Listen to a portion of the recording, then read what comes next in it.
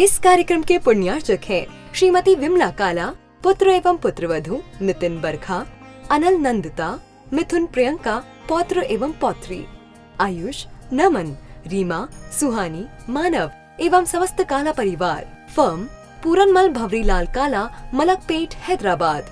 पुत्री एवं दामाद वीना राजकुमार जी बड़जात्या, रीना रविंद्र जी सेठी, जैन फूड प्रोडक्ट्स, मुख्तियारगंज, हैदराबाद।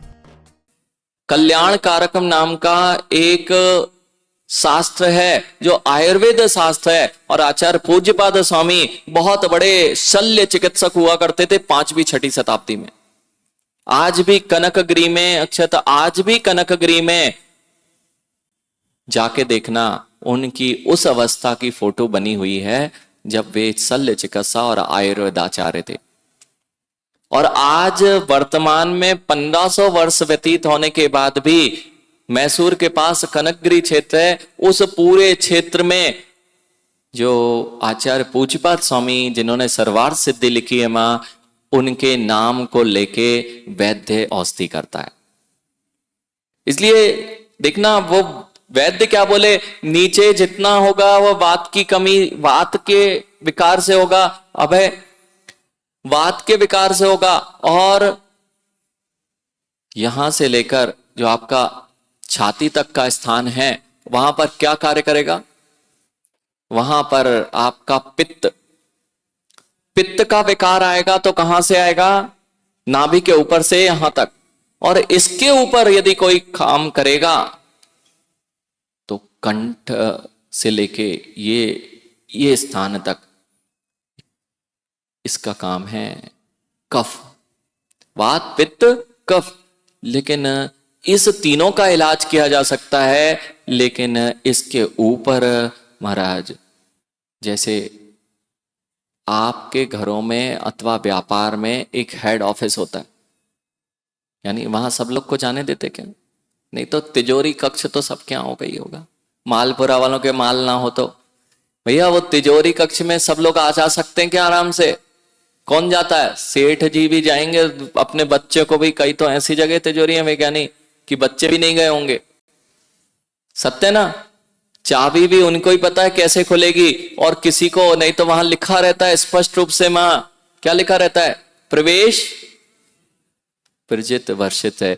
ऐसे ही यहां ये सबसे ऊपर वाला भाग में लिखा हुआ है, वहां पे निर्देश है प्रवेश। किसी भी औषधि का प्रवेश इस स्थान पे नहीं हो सकता राहुल। ये स्थान ऐसा है कि किसी भी औषधि का प्रवेश नहीं हो सकता, और ये अगर बिगड़ गया तो सब काम बिगड़ जाएगा।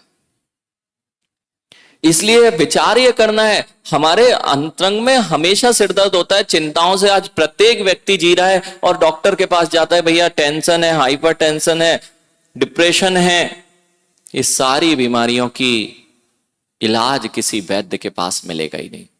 राकेश भैया आप सोच सकते हो, या आपके साथी सोच सकते हैं कि महाराज जी ये जिन मंदिर बनाने का क्या लाभ, इतने सारे जिन मंदिर हैं, इनको नहीं बनाना चाहिए।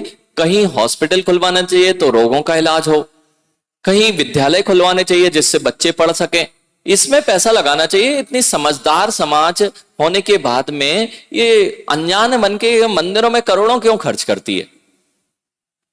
सत्य ना। आज के युवा तो यही सोच रहे हैं कि ये मंदिर में पैसा नहीं लगना चाहिए, करोड़ों खर्च हो रहा है। राकेश भैया भी बिल्कुल इस बात से सहमत है ना। यही बात आज समझ में आ जाएगी कि अस्पताल बनाना और स्कूल खुलवाना और मंदिर बनवाना, ये तीन चीजों में कौन समझदार है और कौन अपनी नासमझी कर रहा है। यानी अस्पताल खुलवा के तुम रोगों का इलाज कर सकते हो, विद्यालय बेच के तुम पैसा कमा सकते हो जो रोगों को ठीक करने के काम आएगा, लेकिन कभी विचार करते हो कि रोग ही ना हो, और रोग ना हो उसका विचार करने वाला यह तुम्हारी जैन समाज है कि मंदिर प्रतिदिन आओगे तो सुबह से अनेक चिंताओं को यहीं छोड़ के चले जाओगे, और जिसके जीवन में चिंताएं नहीं हो उसका पेट खराब नहीं हो सकता। भैया जो सो लेगा ना रात्रि में अच्छे से, वो कभी बीमार नहीं होगा। सो नहीं रहे हो, रात्रि भर जागते हो, बिल्कुल दिनचर्या खराब कर रखी है, सुबह से जिनेंद्र भगवान के अभिषेक पूजन करने आ गए हैं, रात्रि में विश्राम अच्छे से किया है, चिंताओं से मुक्त जीवन है, उसका पेट खराब नहीं हो सकता। और जिसका पेट खराब हुआ उसको सारे रोग आने ही है। और जिनका मस्तिष्क खराब हो चुका है, ना तो उनका व्यापार चलता है और ना घर चलता है। भैया, शरीर को संभालने के लिए अस्पताल बनाया जा सकता है, शिक्षा पद्धति से पैसा कमाया जा सकता है, लेकिन यदि भावों को संभालने का कोई स्थान है, उसका नाम जिनालय है। और भाव नहीं संभाल पा रहे। आज जो दौड़ लग रही है, मंदिर ना आके, पाठशालाएं ना भेज के पढ़ाना चाहते हो मां, अपने बच्चों को क्यों दुखी करना चाहते हो? जितने लोग हैं ये जो सप्त व्यसनों में जा रहे हैं, उसका मूल कारण है मां, आपके बच्चे आपकी बात नहीं सुन रहे हैं। इसका मूल कारण है आपने बहुत अच्छे अच्छे स्कूलों में उन्हें भेजा है, करोड़ों के स्कूल हैं और वहां नामी ग्राम पे जाते हैं। और राकेश भैया, ऐसे स्कूल की केकड़ी और जैसा आपका मालपुरा है, ऐसे अब तो बड़े बड़े संस्थानें खुलने लगी। उन संस्थानों की स्थिति भी सुन लो, हमें सब बता के जाते हैं। एक व्यक्ति ऐसे ही जिले स्तर पे बहुत बड़े नाम का स्कूल, इंटरनेशनल लेवल का, वे आके हम लोगों के पास अपनी व्यथा सुनाते हैं। महाराज, मेरी बच्ची ना महाराज जी, उसको मैंने सिगरेट पीते देखा है, उसको मैंने ड्रग्स लेते देखा। नामी ग्रामी शिक्षा वाले स्कूलों में वह यह सीख के आ रहा है, और तुमसे कहो कि मंदिर भेज दो। आवश्यकता स्कूल खोलने की नहीं, आवश्यकता रोगी के इलाज की नहीं, आवश्यकता आज है तो मानसिक विकारों से बचने की है। और वो कहीं मिलेगा तो देवशास्त्र गुरु के चरणों में मिलेगा, और कहीं नहीं मिलेगा। अरे, अस्पताल खुलवाने वाला हर व्यक्ति तुम्हें हर गली में मिल जाएगा जो ये सोच रहा है मैं अस्पताल खोलूंगा, हर दूसरे घर में मैं स्कूल खोलूंगा। ये तुम्हारे रोग का इलाज नहीं है। जिनको मां अपना जीवन सुंदर बनाना हो, डॉक्टर के पास जाओगे ना, चिंता की गोली खाना पड़ती है। अब तो डिप्रेशन की गोलियां चल रही भैया, और डिप्रेशन की गोली आज तक कोई गोली का कोई भी सामर्थ्य नहीं कि एक का डिप्रेशन कम कर दे।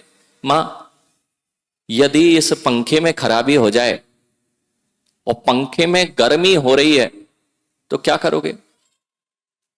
आंख बंद कर लो, पंखा टूटने वाला है, आंख बंद कर लो, काम चल जाएगा ना। राकेश भैया, सामने से गाड़ी आ रही है और आपको लग गया है कि सामने से वाहन आ रहा है और मेरा एक्सीडेंट होने वाला है, आंख बंद कर लो, चलेगा ना? हाँ, ऐसे ही हो जाए, कुछ ऐसा ही चल रहा है। सामने से पता है ये मुझे नष्ट कर देगा, और मैं आंखें बंद किए, मेरे को थोड़ी ना पता है कि मुझे नष्ट कर देगा। जैसे बिल्ली कभी दूध पीती है भैया, कभी बिल्ली को दूध पीते देखा मां? मां, जब भी बिल्ली दूध पीती है तब वह अपनी आंख बंद कर लेती है। जब भी दूध पीती है आंख बंद कर लेती है। क्यों? मुझे कोई देख नहीं रहा, मुझे कोई, ऐसे ही मैं अपने जीवन के साथ कर रहा हूं। मेरे साथ अंतरंग में इतनी सारी समस्याएं, इतने भावों के विकार उत्पन्न हो गए, अपने अंदर वासनाओं ही वासनाओं का स्थान बन गया है। मात्र यदि आज विद्यालयों में चले जाएं या किसी विश्वविद्यालयों में चले जाएं ज्ञानी, तो जिस तरह की प्रवृत्ति की जा रही है, जिस तरह की वार्तालाप की जाती है, वह अशुभ से अशुभ तर ही होती है। 4 लड़के मिल जाएं या 4 लड़कियां, लड़कियों को आप लोग समझते लड़के ही बिगड़े होते ना मां? ये बच्चों की ये भ्रांति है, आपकी ही बच्चियां कहती हैं बच्चे बिगड़े, बिल्कुल नहीं। काम वासनाएं बच्चों या बच्चियों पर निर्भर नहीं करती ज्ञानी। काम वासनाएं तो त्रियंचों में भी दिखाई देती हैं और मनुष्यों में भी वैसे ही दिखाई दे रही हैं। भैया, त्रियंचों के अस्पताल बने कि नहीं? त्रियंचों के भी अस्पताल हैं, पक्षी भी जहां अपना उपचार होता है उनके भी अस्पताल हैं। और उनके लिए शिक्षा तो नहीं दी जा सकती, लेकिन त्रियंचों का उपचार किया आपने, खोले हैं, अच्छी बात है, करुणा से खोलना भी चाहिए, किंतु उनकी वासनाओं को कम करके दिखाओ। बहुत बहुत मुश्किल है ज्ञानी अभय, ये सुनाई दे रहा है, समझ है और शब्दों को समझते हो, इसलिए जल्दी ग्रहण करने की सामर्थ्य है। नहीं तो त्रियंच पर्याय मिलती है ना मां, वे भी संगी हैं, वे भी मन सहित हैं, लेकिन उनको धर्म उपदेश से कोई लेना देना नहीं है। राकेश भैया, कभी भोजन किया? हर रोज करते। क्यों करते?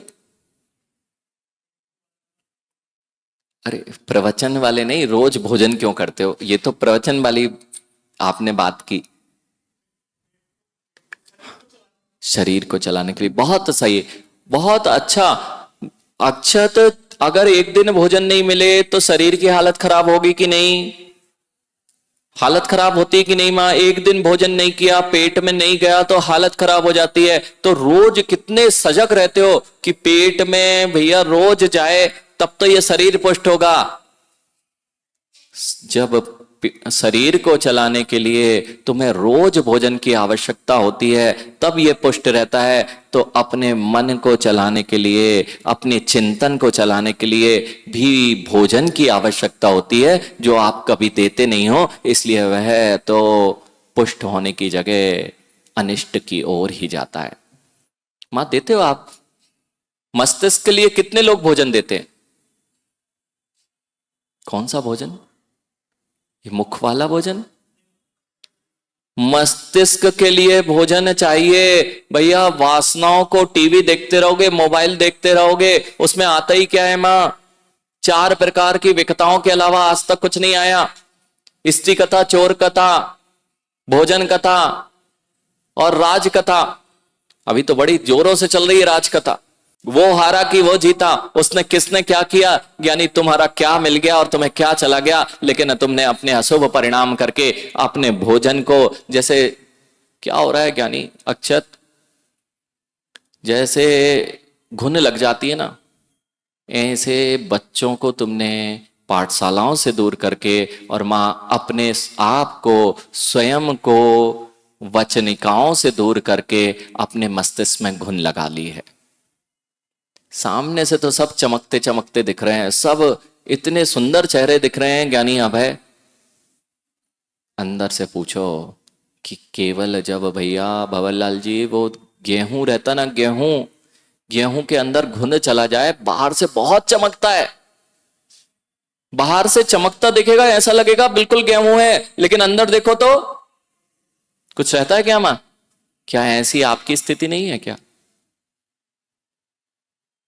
प्रत्येक प्राणी जो जीवन जी रहा है यानी सबका यही हाल हो गया है, अपने मस्तिष्क में इतने राग द्वेष काम वासनाओं की घुन लग चुकी है कि सामने से हम कुछ दिखते हैं और अंदर खोखले हो चुके हैं।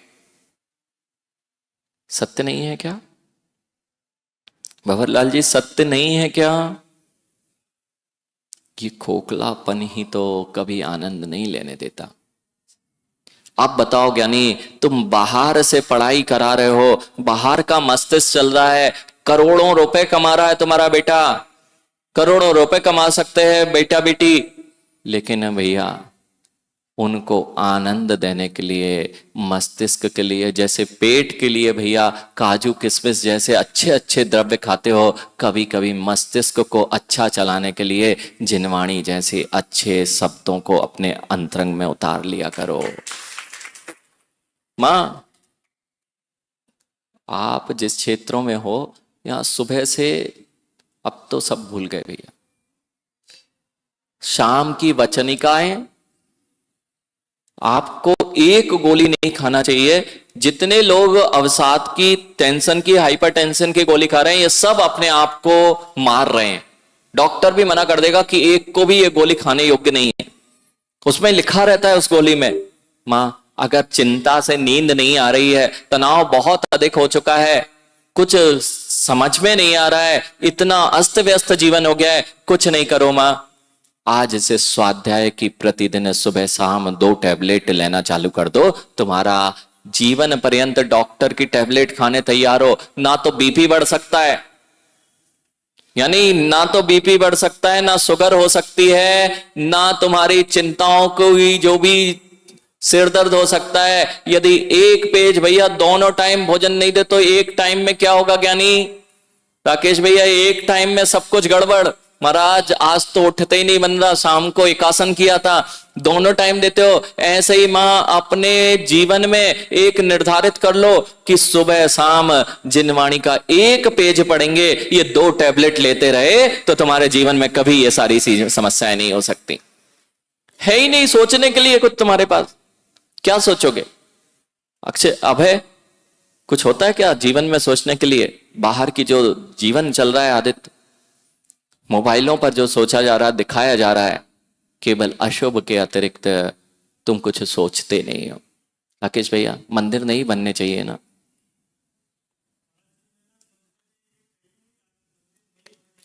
नहीं, हम आपके मंतव्य से जानते हैं, लेकिन आज जो आपकी किसी भी मंतव्य से बात कही हो, लेकिन मंदिर का स्थान बनने के जब तक ये नहीं रहेंगे ज्ञानी, अब क्या चाहिए? हर गली में तो मांस के पिंड दिखाई दे रहे हैं, और तुम मंदिर, जिन मंदिरों को बंद करा दोगे तो तुम्हारे रहने के स्थान भी शेष नहीं बचने वाले हैं। तुम्हारे घरों में ही लोग तुम्हें ही निकाल के फेंक देंगे। एकमात्र मां ये स्थान है, आप सब भूल गए। ये मां वचनिकाएं होती थी, शाम को बैठते थे, शाम को 6 बजे चूल्हा चौका बंद हो जाया करता था, और वह चूल्हा चौका बंद होके पुराण ग्रंथों का वाचन होता था। जब भी कोई समस्या आती है आदित्य, जब भी तुम परेशान होगे तो तुम्हारे जीवन में यह लगेगा कि मेरे बड़े से बड़ी समस्या तो किसी की है ही नहीं। जब भी ऐसा क्या नहीं लगता क्या? मैं जब भी कोई समस्या, आपके यहां तो समस्या आई नहीं ना आज तक? आप लोगों के यहां कोई समस्या नहीं है ना? सबसे बड़ी समस्या किसके घर है?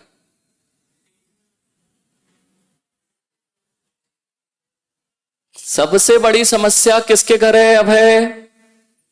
जब तुम अपने जीवन में रहते हो और जब तुम किसी समस्या से घिरते हो, चिंताओं में लग्न हो जाते हो, और उसी में बिल्कुल इतना तनाव हो जाया करता है मां, उस समय क्या लगता है? मेरे जैसा तो दुखी जीवन किसी का नहीं है। इस कार्यक्रम के पुण्यार्चक थे श्रीमती विमला काला, पुत्र एवं पुत्रवधू नितिन बरखा, अनल नंदिता, मिथुन प्रियंका, पौत्र एवं पौत्री, आयुष, नमन, रीमा, सुहानी, मानव एवं समस्त काला परिवार। फर्म पूरनमल भवरीलाल काला, मलकपेट, हैदराबाद। पुत्री एवं दामाद वीना राजकुमार जी बड़जात्या, रीना रविंद्र जी सेठी, जैन फूड प्रोडक्ट्स, मुख्तियारगंज, हैदराबाद।